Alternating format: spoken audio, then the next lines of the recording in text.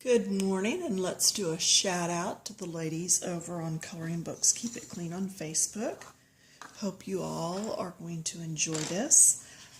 Several have asked me how to do the margins out of your coloring pages for your Inspire Bible. So that's what we're going to work on today. To begin with, you are going to need to know the size of the margins in your book. So, this is if you want to do a full page. Then, if you just saw the last video on how to do cards, you'd make a bigger template than this and pick out your page and put on there. I don't know that there's very many of those full page openings. So let's just look at one of these margins that are already done. What you're going to do, you're going to measure the length. I want to go in inches here. And the full length comes to just under 8 inches. Well, I want it quite a bit inside so that I can have a little border of paper showing. So I would probably go 7.5. Now this is a template I made before for something else. So I could actually add another 1/2 inch down on here. Then this way is right at 2. And this is just under that. So we're just going to go ahead and use this. You can see how that just fits in there. So this is a good size. Do you see how that fits? Okay. Looking for another one that's colored, but anyway. I like to do colored ones because it's less of a chance for anybody to be able to actually pause and copy. But oh, I know none of you would do that, but there are people that would. So here's another one. So I take this and I lay it down and it just fits in there. So this is going to be a good size. So here's a page, hey, lucky me, that has just 2 columns. So let's say I want to put something in there. I can come back and, in fact, the books that we looked at just a while ago on the last video when we were doing cards. Let's say I wanted tulips down the side, okay? So let's just take this page out, and I could come through here and see that shows me what it would look like. Do I want the top of this tulip in? Am I okay with cutting that one off? Do I want to move it down some? Do it more like that? Then I would take, and with your template like this, you can move it all over and see what actually works. Yeah, that's where I was practicing the bubbles once. There's a video on bubbles. So let's see, I've got more in this book, I believe, that are already done and pulled out. Maybe not.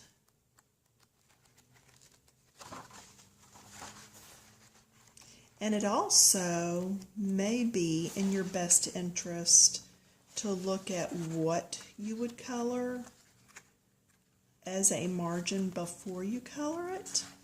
There, I knew there was more. So, like on this one, yeah, that's the one I did do bubbles on. I could line it up and say, ooh, I want that long rose right there. Okay? So, whenever I was coloring this, I might have actually done this dark blue and this dark blue, just so that it would have faded into the background. And maybe even that. That way just the rose would have been highlighted. And so then you can take your pencil and mark your corners. Do your straight lines, cut it out, and then use the glue of your choice. I use this Elmer's. It is a scrapbooking tape roller, and when you're finished with it, actually keep it. Of course, it doesn't want to open when I want to open it. But you actually can pop this out and then pop a new one in and just keep going.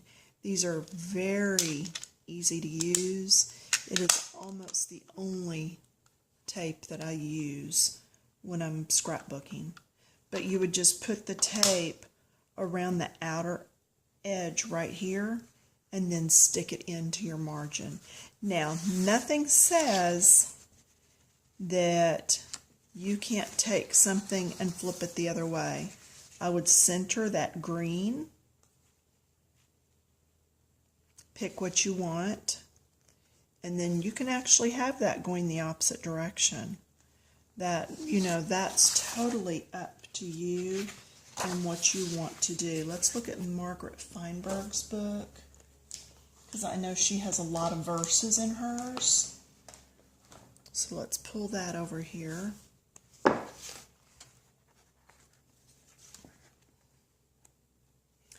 So, like even on this intro page, I could take and cut out that tree. Now, there's words here showing and words here showing.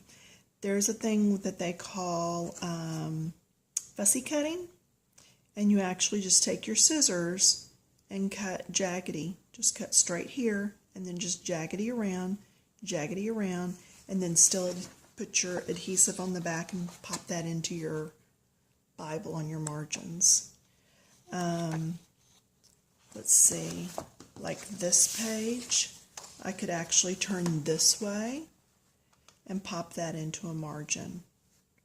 All right, then I could take and turn again this way, pop that butterfly into a margin. You know, you could take this right here, turn it this way, pop that into a margin. Nothing says that you can't take your books and cut them up, be creative, and make margins and stuff. This one, let's see.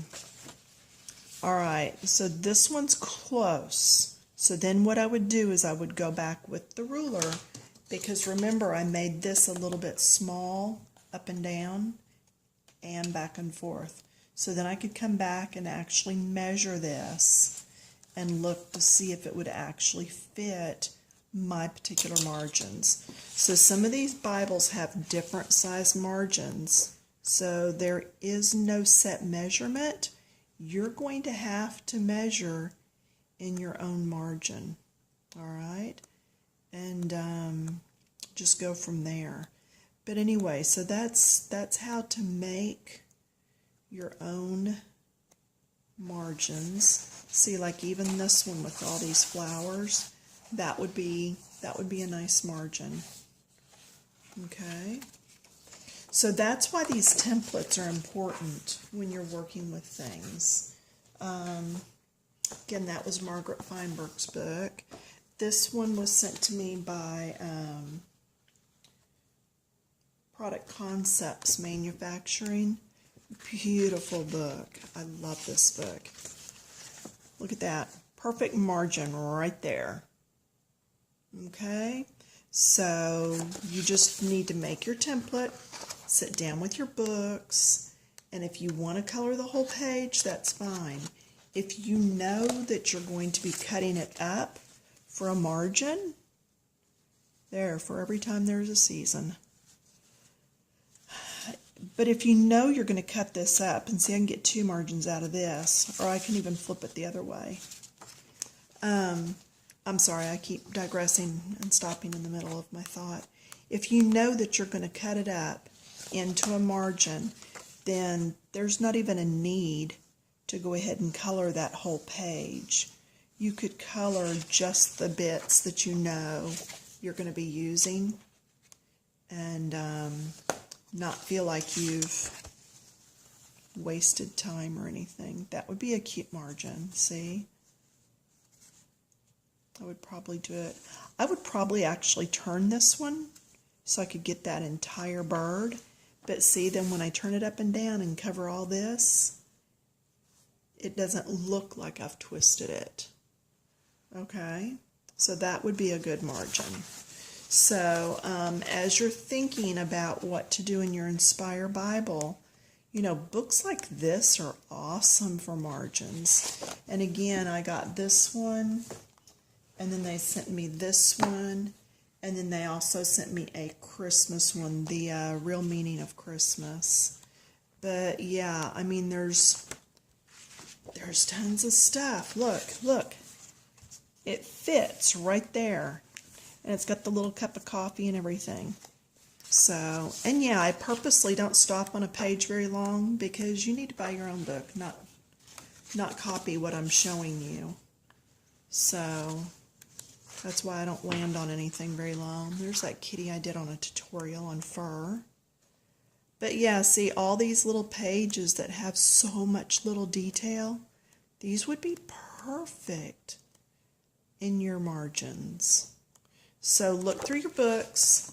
First of all, make your template. Figure out for your Bible what you need for your margins, because each one's going to be a little bit different. All right? Cut your template out. For you that did not watch the last video. Okay, so my template needs to be like from here to here. Got it? Okay, and then on the inside, it needs to be from here. And this is the largest it can go. All right, it could go smaller. So when you make this, don't feel like, oh no, it's, you know, it doesn't fit, it's too big or it's too small. No, you can mess with this a little bit. All right. Get your ruler. Draw your lines. And this is a T-square that I got. You can get these, I believe, at Michael's in the drafting section. But it allows me to line up along the straight edge of the paper, so I don't have to mark this in two different places and then go back and line it up. I just line it up across the top, and I know that everything is squared. Okay, then you're going to take your cutter. Is that what it's called, a cutter? Oh well. I am going to take these little arrows. I'm going to line it up right there, and then come down to where the other line is with that arrow. That's what those arrows are there for. I'm going to go ahead and do my other straight edge, and then I'll come back and do the other one. So I line that up, then put this arrow on my chalk line, go to my other chalk line. If you don't have one of these, then nothing says you can't just go in there and cut it out by hand. There's nothing wrong with that. There's really not. For years, I would just fold the paper and cut it and then open it back up. Totally works. What I'm trying to do is keep the bigger part of the paper on here so that I know that when I'm cutting it's straight, because I'm pulling it down to this edge. That's why I had to turn the whole thing around to get it on here. And then from chalk line to chalk line, pop this out. Just flick it with your finger, it'll finish cutting that. Now, do you see the difference in the sizes of these? Okay. The second one is, there I lined up the top. It's both longer and a little bit wider, and it fits my margin a whole lot better. But that's how you make your template. And then you go back to your picture and you see what you want. You lay it on there, and you can just do your lines and then cut it out with a pair of scissors or with a cutter. Okay, this video's next on how to do this area, make it look textured. So I will see you back here in a little bit. If you're not subscribing, then you'll need to check back because I do quite a few videos. I think I'm at over 100 now since March when I started the coloring book site, Coloring Books Keep It Clean, over on Facebook. So subscribe if you want these to automatically pop up and tell you when they're ready. But anyway, so this is Bible margins or bookmarks. Have a good one.